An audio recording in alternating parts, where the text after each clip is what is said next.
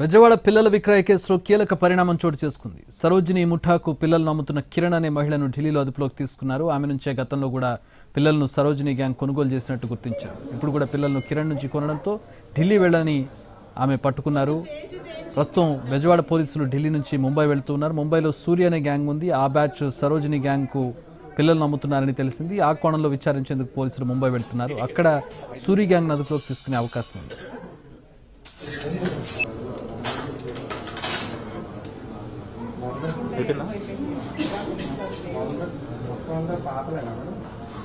ఐదుగురులో నలుగురు గర్ల్స్ పాపలు ఒక్క బాబు.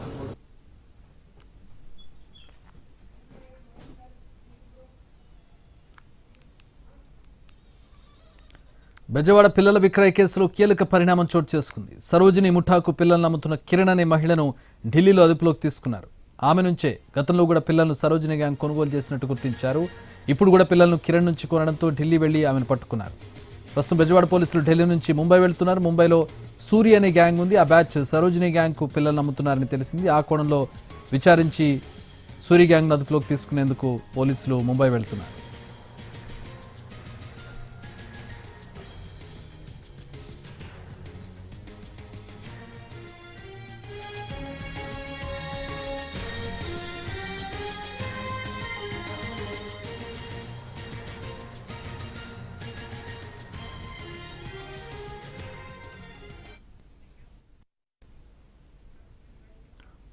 మొత్తంగా సరోజిని కేసులో ఒక మాఫియా బయటపడింది. ఇప్పుడు ఢిల్లీ నుంచి ముంబై వరకు లింకులు ఉన్నట్టుగా తెలుస్తోంది. ఒక పెద్ద మాఫియా నెట్వర్క్ ఇప్పుడు ఒక్కొక్కటిగా బయటపడుతోంది. ఢిల్లీ వెళ్ళి కిరణ్ని అదుపులోకి తీసుకున్నారు. కిరణ్ అనే మహిళని అదుపులోకి తీసుకున్న తర్వాత ఇప్పుడు ముంబై వెళ్తూ ఉన్నారు విజయవాడ పోలీసులు. మా ప్రతినిధి శ్రీకాంత్ జాయిన్ అవుతున్నారు విజయవాడ నుంచి. శ్రీకాంత్ నుంచి వివరాలు తెలుసుకుందాం. శ్రీకాంత్, అప్డేట్స్ ఏంటి?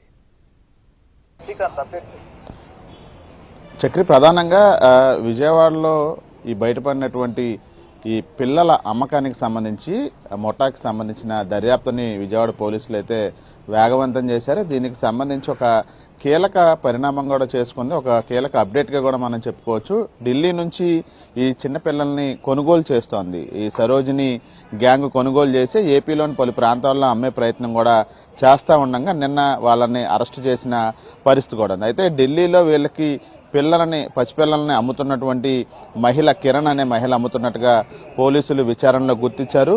గతంలో అంటే 2025 మార్చిలో కూడా ఇదే అంశానికి సంబంధించి కూడా ఒక కేసు నమోదైంది. అప్పుడు కూడా సరోజిని గ్యాంగ్ని పోలీసులు అరెస్ట్ చేశారు. అప్పుడు కూడా కిరణ్ అనే మహిళ దగ్గర నుంచి పిల్లల్ని కొనుగోలు చేసినట్టుగా విచారణలో గుర్తించారు. అప్పట్లోనే ఢిల్లీ వెళ్లి కిరణ్ని అరెస్ట్ చేసే ప్రయత్నం చేసినప్పటికీ కూడా అప్పుడు మిస్ అయింది. అక్కడ నుంచి పరారైన పరిస్థితి. ఈ నేపథ్యంలో సరోజిని గ్యాంగ్ని అరెస్ట్ చేయడం, జైల్లో పెట్టడం జరిగింది. వాళ్ళు జైలు శిక్ష అనుభవించి బయటకు వచ్చారు. బయటకు వచ్చిన తర్వాత హైదరాబాద్లో బయటపడినటువంటి సృష్టి ఫెర్టిలిటీ సెంటర్ స్కామ్లో కూడా వీళ్ళిద్దరూ కూడా ఎవరైతే సరోజిని అదేవిధంగా షేక్ ఫారినా వీళ్ళిద్దరూ కూడా ఉన్నారు. సృష్టి దానికి సంబంధించి అక్కడ కూడా పిల్లల విక్రయానికి సంబంధించి ఈ తర్వాత జైలు నుండి బయటకు వచ్చాక మళ్ళీ పసిపిల్లలను అమ్మే ప్రయత్నం చేస్తా ఉన్నారు. వీళ్ళ మీద నిరంతర నిఘా పెట్టినటువంటి విజయవాడ పోలీసులకి తాజాగా నిన్న 5 పసిపిల్లలతో వీళ్ళు అమ్మకాలకి సిద్ధమవుతున్నట్టుగా గుర్తించారు. అందులో 4 ఆడ శిశువులు, ఒక మగ శిశువు కూడా ఉన్నట్టుగా గుర్తించి మొత్తం 10 మందిని నిన్న అరెస్ట్ చేశారు. వాళ్ళు ఇచ్చినటువంటి సమాచారం ఆధారంగా ఈ పసిపిల్లల్ని ఢిల్లీలోని కిరణ్ నుంచే మరోసారి 3 కొనుగోలు చేసినట్టు, 2 ముంబైలో ఉన్నటువంటి నూరి, కవిత, సతీష్ ఈ గ్యాంగ్ నుండి కొనుగోలు చేసినట్టుగా అధికారులు గుర్తించారు. ఈ నేపథ్యంలో ఖచ్చితంగా ఈ కేసుకు సంబంధించి ఢిల్లీ అదేవిధంగా ముంబైలోనే ఈ మూలాలు కూడా ఉన్నట్టుగా అధికారులు గుర్తించారు. అక్కడి నుంచే ఈ పసిపిల్లలను కొనుగోలు చేసి ఏపీకి తీసుకొచ్చి అక్కడ ₹1,00,000 కొనుగోలు చేసి ఇక్కడ 5 లక్షల వరకు అమ్మకాలు చేస్తున్నట్టుగా కూడా నిర్ధారణకు వచ్చిన నేపథ్యంలో ఈ చైన్ లింక్ అనేది ప్రధానంగా ఢిల్లీ, ముంబైలో ఉన్నట్టుగా గుర్తించి ప్రస్తుతం నిన్న నైటే ఢిల్లీ వెళ్లడం జరిగింది. అక్కడ కిరణ్ ఇవాళ ఉదయం అదుపులోకి తీసుకొని విజయవాడ తీసుకొచ్చే పనుల్లో అయితే పోలీసులు ఉన్నట్టుగా మనకు తెలుస్తుంది. ఆ తర్వాత ముంబైకి కూడా ఒక టీం వెళ్ళినట్టుగా అయితే మనకు తెలుస్తా ఉంది. ఢిల్లీ నుంచి వీళ్ళు ఇచ్చినటువంటి కిరణ్ ఇచ్చిన సమాచారంతోనే ముంబైలో ఉన్నటువంటి నూరి అదేవిధంగా కవిత, సతీష్ అనే గ్యాంగ్ను కూడా అదుపులోకి తీసుకోవడానికి పోలీసులు అక్కడికి వెళ్తున్నట్టుగా మనకి సమాచారం అందుతా ఉంది. దీంట్లో ఈ కేసుకు సంబంధించి పసిపిల్లల్ని ఎక్కడి నుండి తీసుకొస్తున్నారనే అంశానికి సంబంధించి అటు యూపీ కానీ గుజరాత్ ఈ ప్రాంతాల నుంచి పసిపిల్లల్ని అక్కడ తక్కువకి పేదరికంలో ఉన్న వాళ్ళకి డబ్బులు ముట్టజెప్పి 50,000 లక్ష రూపాయలు ముట్టజెప్పి వాళ్ళ నుంచి ఈ ఢిల్లీలో ఉన్నటువంటి కిరణ్ కానీ ముంబైలో ఉన్నటువంటి నూరి గ్యాంగ్ కానీ కొనుగోలు చేసి ఆ తర్వాత ఈ సరోజిని గ్యాంగ్కి నిత్యం టచ్లో ఉండటంతో వాళ్ళకి అమ్మకాలు జరుపుతున్నట్టుగా అయితే పోలీసులు విచారణలో గుర్తించారు. అందులో భాగంగానే ప్రస్తుతం ఈ కేసులో కీలక పురోగతిగా ఉన్నటువంటి కిరణ్ అనే మహిళను కూడా ఢిల్లీలో అదుపులో తీసుకున్నట్టుగైతే మనకి తెలుస్తోంది. ఇప్పుడు ముంబైలో ఉన్నటువంటి మరో గ్యాంగ్ ఏదైతే ఉందో ఈ నూరి సతీష్ గ్యాంగ్ వీళ్ళని కూడా అదుపులో తీసుకోవడానికి కూడా పోలీసులు అక్కడికి వెళ్తున్నట్టుగైతే మనకి సమాచారం ఉంది. మరోవైపు నిన్న సరోజిని గ్యాంగ్ దగ్గర నుంచి 5 పసిపిల్లల్ని పోలీసులు అదుపులోకి తీసుకున్నారు. వాళ్ళని ఐసీడీఎస్కి కూడా తరలించారు. అయితే విచారణలో మరొక మగ శిశువు కూడా ఉన్నట్టుగా అధికారులకి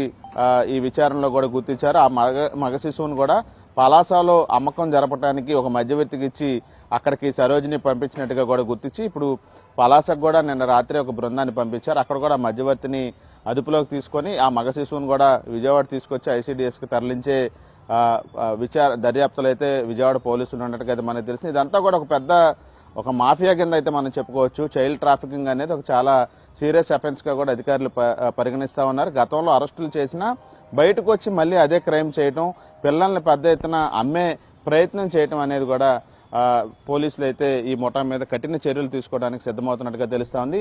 దీనికి ప్రధానంగా ఏపీలో నేతృత్వం వహిస్తున్నటువంటి నగరానికి చెందినటువంటి బలగం సరోజిని, షేక్ ఫారిన్ వీళ్ళిద్దరి మీద కూడా పీడీ యాక్టులు కూడా నమోదు చేస్తామని అధికారులు చెప్తున్న నేపథ్యంలో వీళ్ళకి పిల్లలు వేరే ప్రాంతాల నుంచి అమ్మకాలకు సంబంధించి అమ్మి సహకరిస్తున్నటువంటి ప్రధాన పాత్రధారులుగా ఉన్నటువంటి అటు ఢిల్లీలో ఉన్నటువంటి కిరణ్ కానీ ముంబైలో ఉన్నటువంటి నూరీన్ కానీ వీళ్ళని కూడా అరెస్ట్ చేయడానికి పూర్తి స్థాయిలో రంగం సిద్ధమవుతున్నట్టుగా మనకి తెలుస్తూ ఉంది. ఇక ఫెర్టిలిటీ సెంటర్లో పిల్లలు లేరు, కలగటం లేదు, సంతానం లేదని ఎవరైతే వస్తున్నారో వాళ్ళందరికీ కూడా ఈ ఫెర్టిలిటీ ద్వారా పిల్లల్ని కనిగిస్తామని చెప్పి ఒకవైపున డబ్బులు వసూలు చేస్తేనే మరోవైపున ఈ విధంగా కొనుగోలు చేసిన పిల్లల్ని అమ్మకాలు చేస్తున్నట్టుగా కూడా అధికారుల విచారణలో కొన్ని అంశాలు గుర్తించినట్టుగా మనకు తెలుస్తా ఉంది. అందులో భాగంగానే సృష్టి ఏదైతే ఫెర్టిలిటీ సెంటర్ అది విజయవాడలో ఉంది, విశాఖపట్నంలో ఉంది, హైదరాబాద్లో కూడా ఉంది. హైదరాబాద్లో ఇదే విధంగా పిల్లలు లేరు అని వచ్చిన వాళ్ళకి ఫెర్టిలిటీ ద్వారా పిల్లల్ని సంతానం కలిగిస్తామని చెప్పి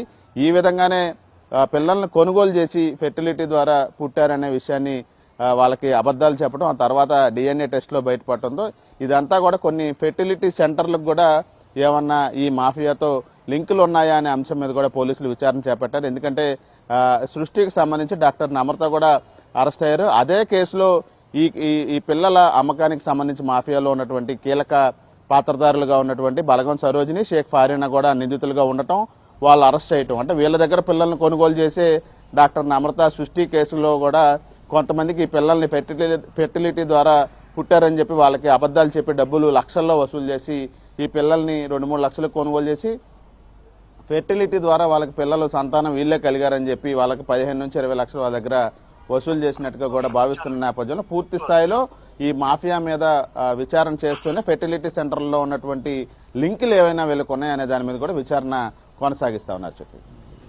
all right, thanks for the updates Srikanth.